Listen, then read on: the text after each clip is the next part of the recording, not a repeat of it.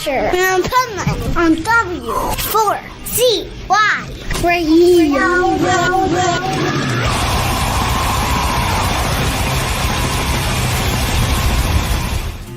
You're the best thing in my life, the reason I'm still me.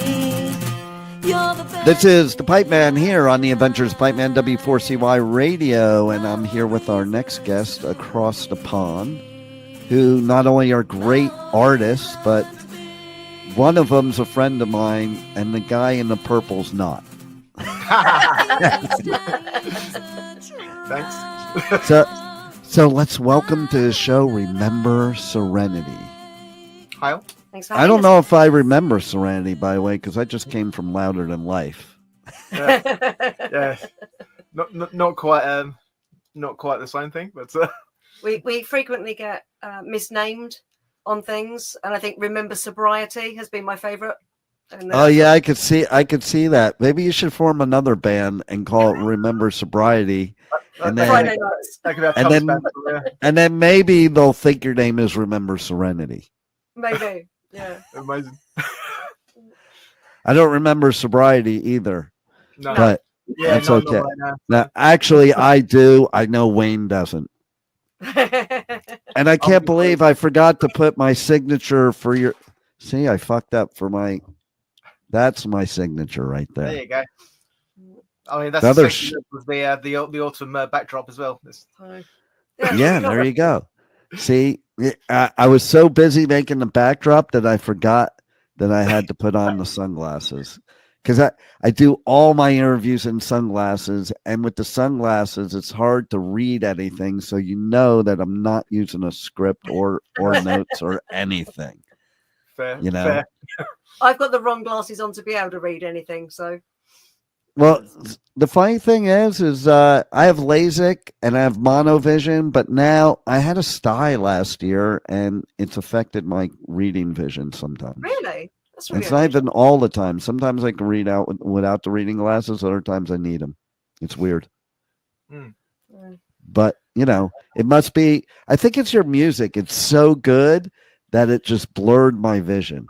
Maybe it could be that. We got kind of the sleep in your eyes, possibly.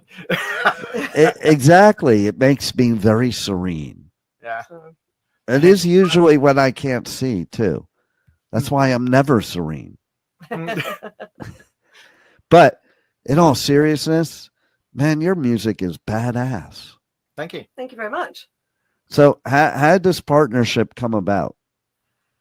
We've been friends for 30 years. I'm so sorry for you. We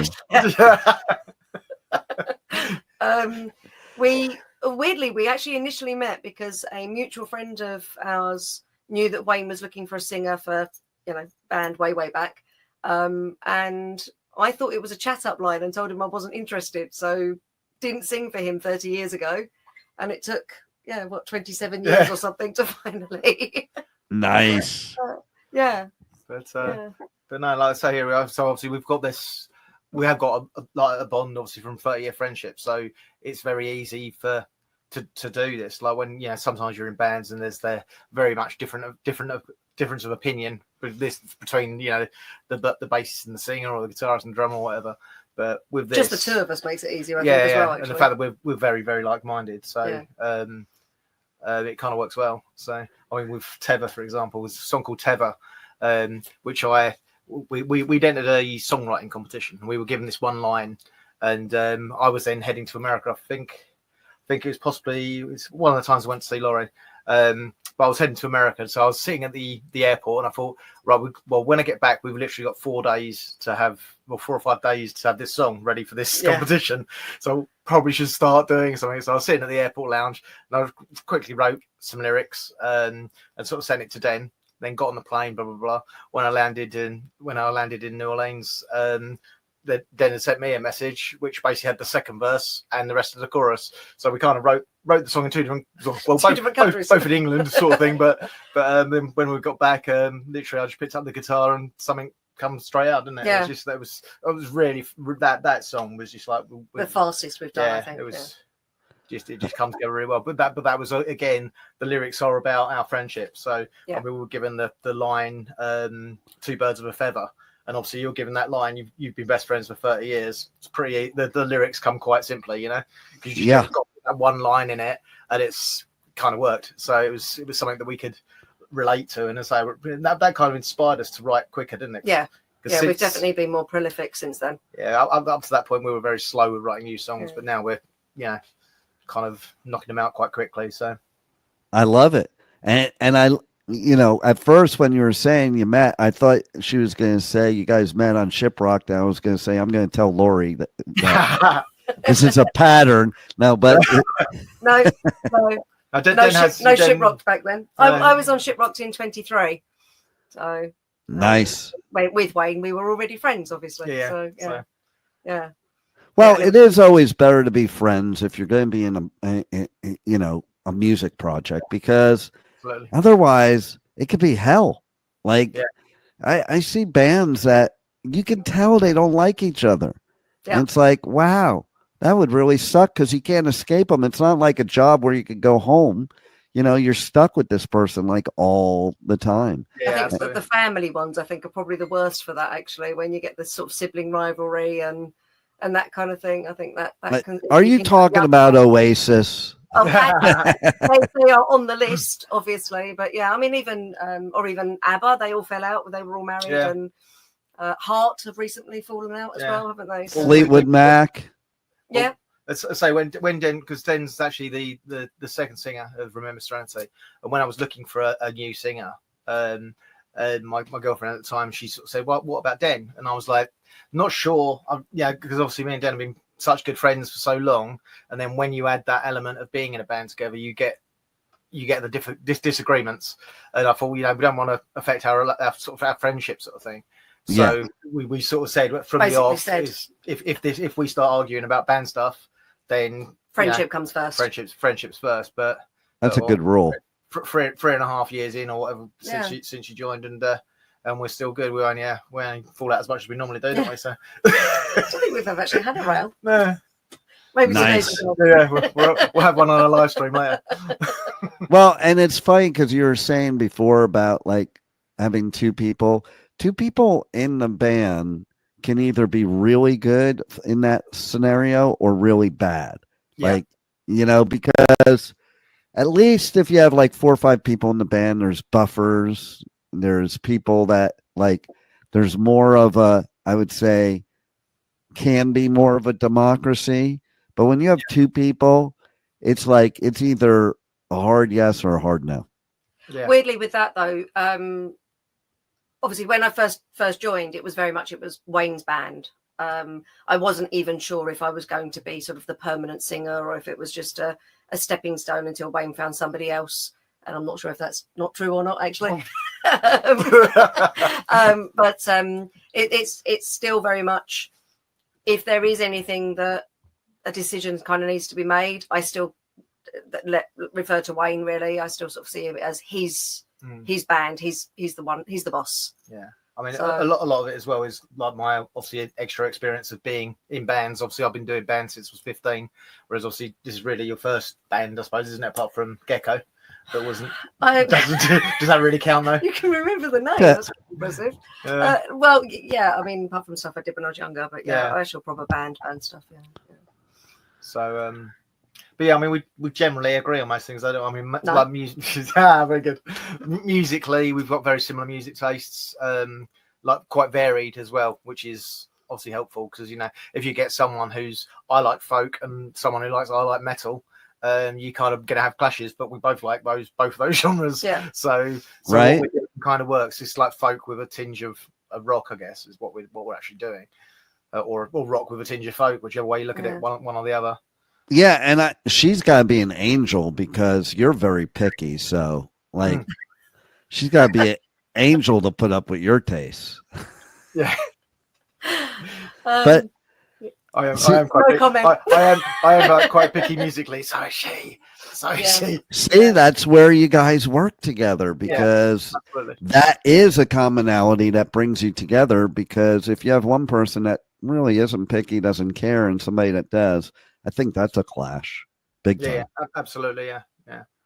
So our music tastes are very. I mean, we're actually genuinely friends because of music. We initially met very briefly. Sort of like because he was looking for a singer, and then we met again at a nightclub, and we were both in a foul mood. Don't remember why, but we were both in a foul mood. We got chatting because we were the only two people sort of sitting away from everybody else. And Wayne was talking about tattoos, and I was saying, as soon as I turn 18, I want to get my first tattoo. And he said, what do you want to get? And I went, I want to get my favorite band logo. And he went, oh, who are they? And I went, nobody's ever heard of them. Nobody knows them. And then eventually I said, oh, it's a band called Queensryche. And he literally lifted up his sleeve to the only tattoo he had back then. And it was a Queensryche tattoo. Wow. I have still only got one tattoo. It's kind of like a big work in progress. Wow. And so then nobody really knew in the UK, because the minute Queensryche came out, we all knew about it, but we thought it was Iron Maiden.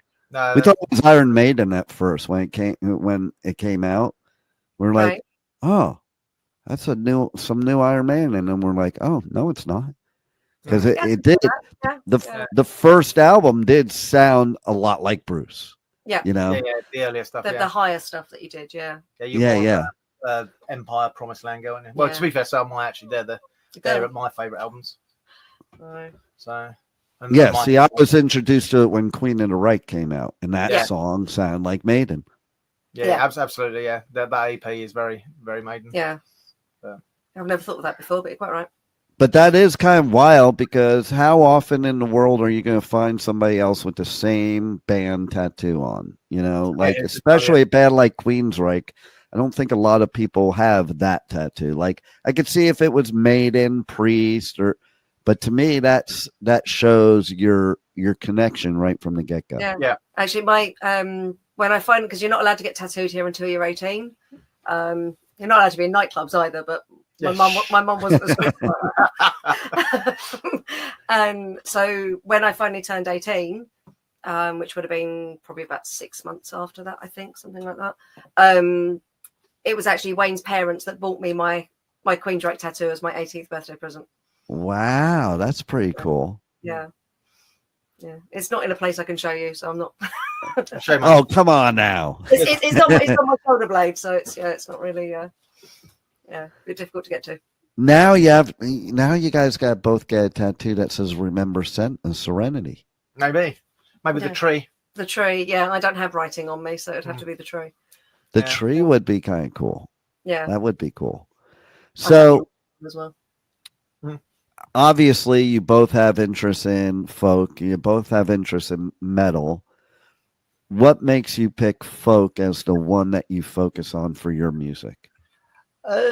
It's obviously just. I mean, the main when I first started Remember Serenity back in 2019, I was really, really into a band called the Civil Wars. I imagine you've heard of them.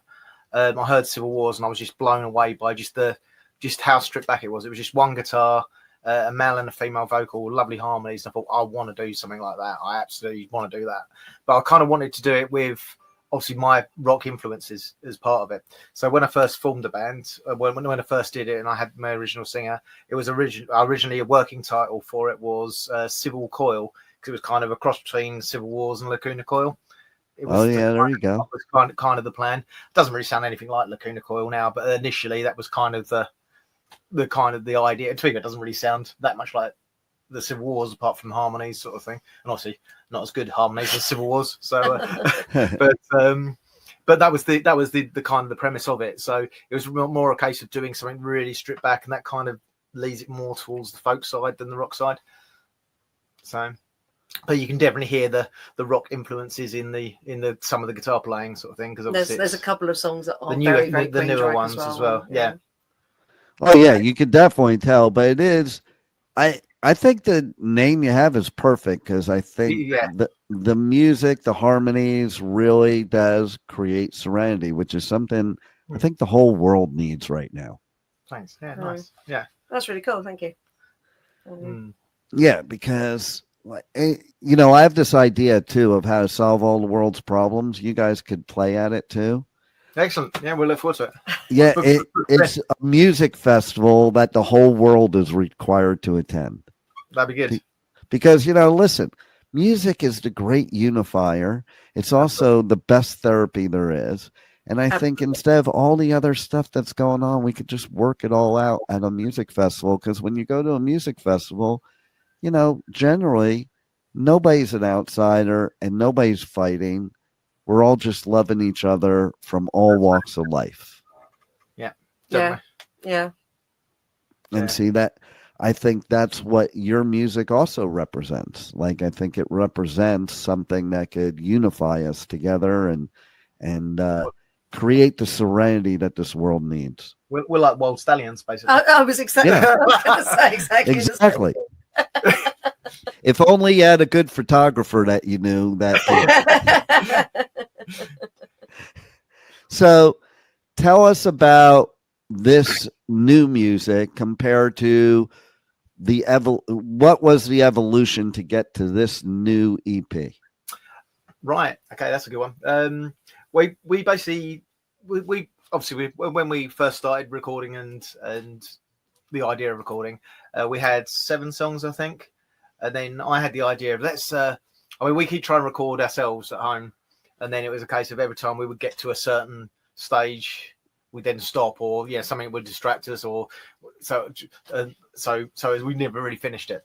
Then we met this guy who had his studio in his garden. He was 16 at the time. Yeah, he's just turned 17. So the guy who produced all 4 of our EPs. He's a 16-year-old produced it. Just turned 17. Yeah, that's amazing. He did I all love 4 of our EPs. It's Tetro Studios in Rayleigh in England. But Moss is an absolute legend. So we kind of heard that he had a studio. So I asked him, "Can you send us a recording of something you've done that's similar sort of stuff to us?" And I heard it and I thought, do you know what, that's better than I'm going to do in the next year if I get around to it, So I thought, do you know, how much for a couple of days in the studio? And he gave us such a good price. We're like, yeah, no brainer, we'll do that. If it comes out rubbish, then we haven't lost a lot of money.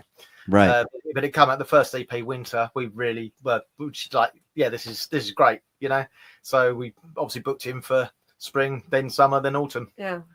And but yeah, so the writing process, which was the question on it.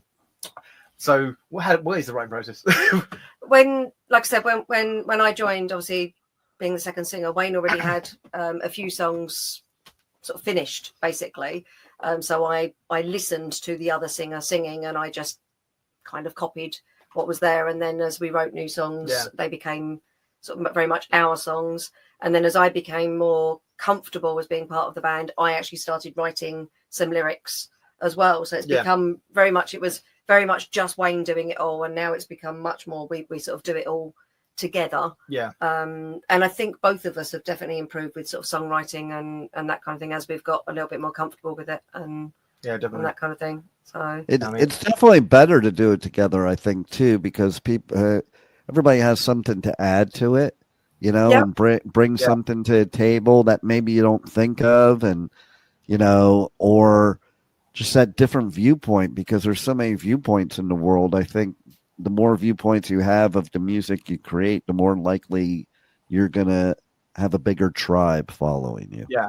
The viewpoint is quite interesting, actually. I mean, especially on a song called Circles that Wayne wrote, and it's a song about friendship, and he wrote it about like your little circle of friends and how blessed he feels or whatever to have these few people he can absolutely rely on, and how great these half a dozen people are.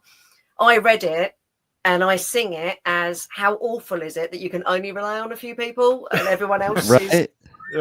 So I'm the negative one, and it just absolutely, I see that as completely the other way around to how Wayne actually wrote that. So. And see, I thought Circle would be about mosh pits. Well, to be fair, when we actually start getting like some people like who nearer to the front when we're playing, we should probably say we want to see a circle pit for this next time. I mean, right? To have a circle pit at one of our gigs would be absolutely incredible. You know what though? I was just doing a festival, Bourbon and Beyond, and Fish was playing. Yeah. And I saw the kind of circle pit you guys could have, because I was like, I was sitting there, and in the beginning, I was like telling my friends, I'm like, oh, I want to start a mosh pit. And they're like, oh no, don't do that, blah blah blah. And I'm like, couple hours in, when people were peaking on whatever they were peaking on, it looked like a mosh pit where nobody touched each other. Yeah. It really did. Like, I was like observing these people. I'm like, and then while you're talking, I'm thinking that would be the perfect mosh pit for your live show. Mm-hmm. It's like you take the deadhead, fish head type of dancing and no touching, and there's your pit, and it's very serene, because it was like, it's like slow motion mosh pit. And most people that come to see us probably can only do the slow motion version. Yeah, that's well. it. Yeah. Right. So see, there you go. It's perfect. And so, how do people get this album, EP? How do they check you guys out? How do they where do they connect to you? Where do we create this circle of your now musical friends? If you just go to Linktree, remember Serenity is obviously the best place, because all the links to everywhere where we're on is on there. So there's obviously a link to our YouTube channel, a link to our Spotify, our Facebook, Instagram, Twitch, which we're going on live now, Twitch once a week, or at least that's the plan. There's also a link to our shop. Yes, yeah. Our Bandcamp shop Different on there, so you can buy the CDs on there, because we stuck with the original idea of doing classic CDs for people to tell us all the time, I haven't actually got a CD player. Yeah, okay, but yeah, it's all on Spotify and everything. So yeah, but they have to buy the CD if they want to listen to my show anymore, though. Okay. Yeah, the CD's always better. Obviously, we sell a CD, and we actually obviously it costs money to produce the CDs, to record the CDs, to actually get the CDs done. Yeah, totally. And obviously, we've worked out if we actually sell all the CDs we buy, we might just break even. But you're obviously never going to sell all the CDs you buy. You give away the odd few here and there. I was going to say, if you sell all the CDs, next time in the US, you could buy a couple tacos at Taco Bell. Yeah. Well, if someone goes on and streams all 55 minutes of our 4 EPs on Spotify, we get about 7 pence, which is about 10 cents. So it's Spotify, and that's if they don't find a reason to say, oh, that stream there, that one doesn't count because it was at 3:47 in the afternoon. Right. So, but like I say, I mean, really, we never started doing this to become millionaires, famous to all the world. I mean, that'd be nice, but we're like old. We're old and like, so on the downward part of the hill now. But like I said, we do it because we love doing it. We do it because we like telling the stories that we're telling. Obviously, all of our songs have got some relevance. So we don't write a song that's there's some words that are catchy, Sweet Caroline, blah blah blah, kind of rubbish. It's his favourite song. Sweet Caroline. Bum bum bum. But all our songs have got a story to tell. That was very much inspired by Bad Flower when I saw them on Shiprocks in 2019. I think literally just saw them, and it was just like there's a couple of their songs were amazing, and then I saw them live and they were incredible. So I went back and revisited their first album and like reading the lyrics, and then lyrics then become really important because they're really such strong lyrics. Josh Catch writes. I love Josh. He's the coolest dude. But like what I love too is one of the festivals they played, he had laryngitis. Yeah. So he just had the crowd sing all the songs. Yeah, I heard about that one. Really? Yeah. It was the coolest show. And it was a ballsy move because, you're going to get hate sometimes. Yeah. But man, I thought it was the coolest once in a lifetime show ever.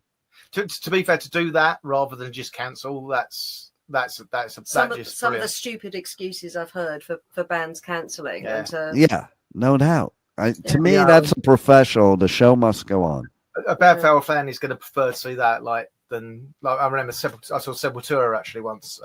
This was literally just after they sacked Max, because I saw him with Max at Brixton, which is the last gig he did with them, and then they sacked him, and then they were playing at Donington, which wasn't before it was Download, And literally they still played, even though they just sacked their singer. But they had like Evan and Billy from Biohazard, and I think Jonathan Davis did a song with them, and they just had other people who were on the bill. I think Burton C. Bell did a song, and it was just like Sepultura with guest singers, and it was just that was amazing. It was so good. That's pretty cool. Yeah, and as I say, I imagine that being at a gig. I mean, Josh is there playing the guitar, so it's not like he wasn't there, Right.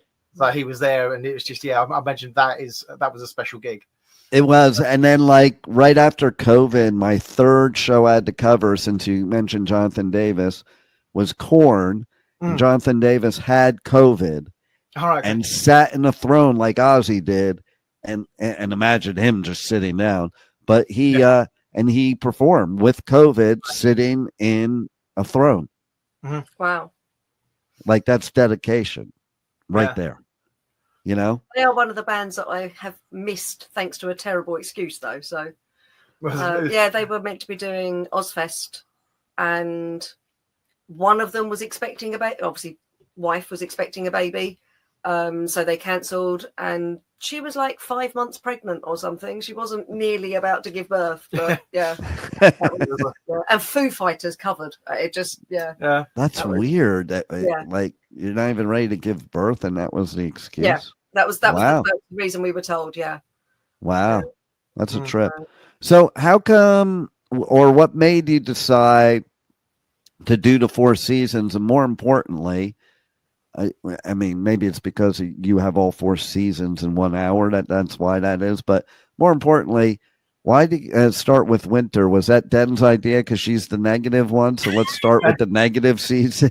No, that was just the time of year that it started. The first EP came out in December, so we released one each. We had the songs, and then someone had the idea. Someone suggested, I can't remember who it was, but someone, it might be Laurie actually. I don't remember who's done. I thought it was your idea. No, it's Laurie's fault then. It might be Laurie. Don't ever do it. Anyone out there, don't do it. She said, whoever it was who said, why don't you you got these songs, and we sort of said we want some sort of concept. And I don't know where the idea came from of having the seasons, and then we thought, actually, why don't we just do one? We'll release one now. We'll release one in 3 months, and we'll release the 4 seasons EPs over 9 months. So basically have a year to release the 4 EPs, which was a great idea. And obviously, then we showed the. I asked a friend of mine about the artwork, and she just knocked that up for us. And it was the concept was there. It was born, and then it was like. At the time we had 7 songs, and there's 16 songs on the EPs. So once we got to about sort of summer, we were like, shit, we're running out. To write some stuff. We're running out of songs now. So we had to quickly squeeze some more songs out. But no, so that was the idea. So. Well, the good news is in the UK, all 4 of those EPs would be appropriate any month of the year there. Yep. Yeah.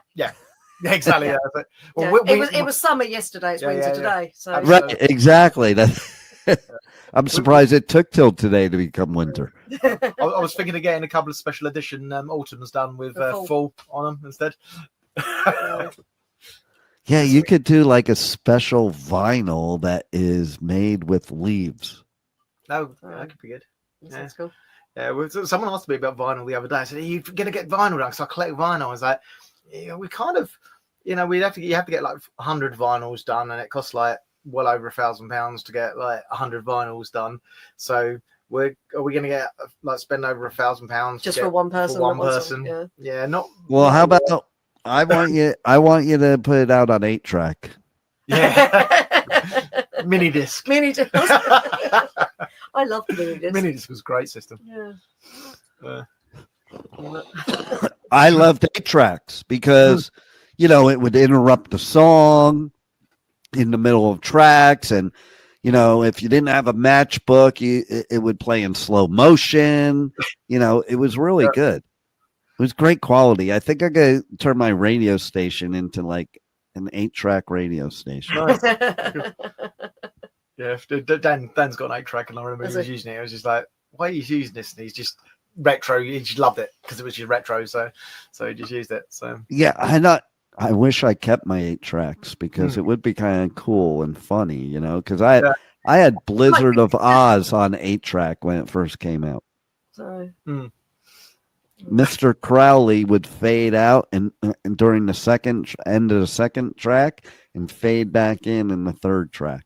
Nice. Amazing. So what else do you want to tell the listeners about you guys, about your music that they need to know? Well, we've got some ideas for our next EP, but it's a secret. So, but we plan on releasing that hopefully by about April, May next year. Obviously, we've got the 4 EPs, so there's plenty of music to get your teeth into. We are recording 2 more songs in December. Serendipity, which was the 17th song that didn't make it onto the EPs. Basically, on Autumn, there's a song Counting the Days that's also about Laurie. Serendipity is about how I met Laurie. So it was a case of we wanted different subject matters on there, so only one of them kind of made it onto the EP. And Counting the Days we felt was the strongest song, wasn't it? So that's why we did that. That's why that one made it on there. But we're recording that in December. We'll do a video for that and whack it on our YouTube. Obviously, whack it on Spotify. It's going to be a non-CD version song though. So you're going to do like April and May. So you should name the album "Forget Winter, It's Spring." Yeah. That's it. We're just skipping over all winter now because right. Exactly. Well, you know what you should do, and she'll probably be watching or listening to this when it comes out. I think you guys should sing live on the interview the song about Laurie. Which one? Or at least part of it. At least part of it. Which one do you want to do? Which one? Counting the Days probably is. Counting the Days is off the new EP, so probably in June. Yeah, that might need some tuning. It sounded like.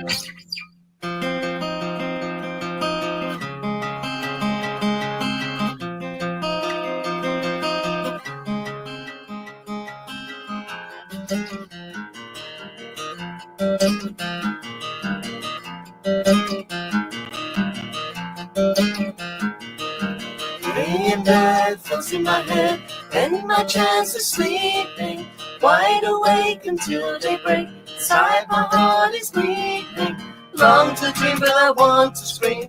Night so long, so lonely, counting the days till I see you again. Miss you, my one and only.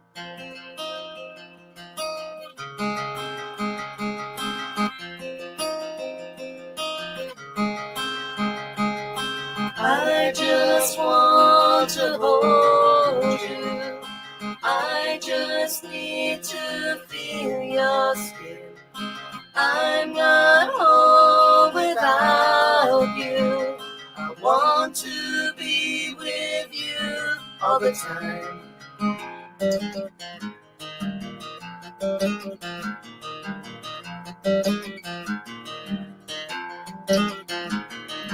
Through the day my mind is away, thinking of places that we've been, remembering times that were truly sublime. It's fabulous sights that we've seen, yet it's a day we're so far away. Yearning I feel overwhelms me, thoughts in my mind that sever our bind, leaving to my heart's glee.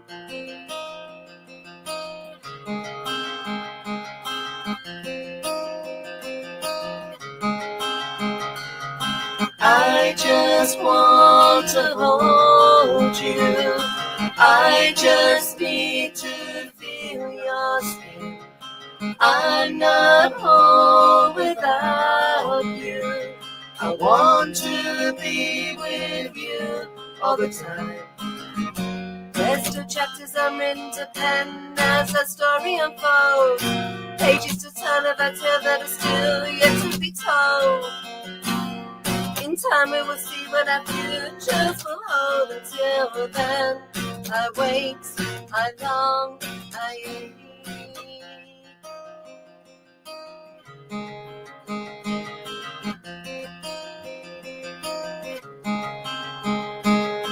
I just want to hold you. I just need to feel your skin. I'm not home without you. I want to be yours for all time.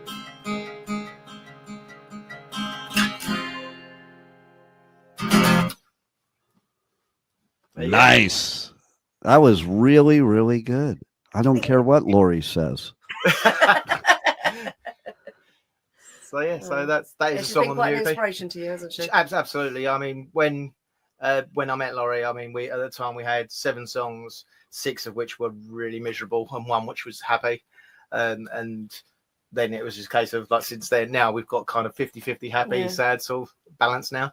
So we can start writing miserable songs again now, because obviously it kind of suits the mood of the music a bit more if they're miserable. Even I wrote a happy one, didn't I? Yeah. so yeah. But obviously that one's a bit sad. I mean, the other 2, there's 3 songs about Laurie. 2 of which, that one's on the new EP, and the song Oceans is on Spring. Video comes out next week. The video does come out on the 2nd of October on YouTube, on our YouTube channel. I'm not sure when this is going live, but yeah. So if this is on air before the 2nd of October, check out our YouTube channel on the 2nd of October for the new song. Nice.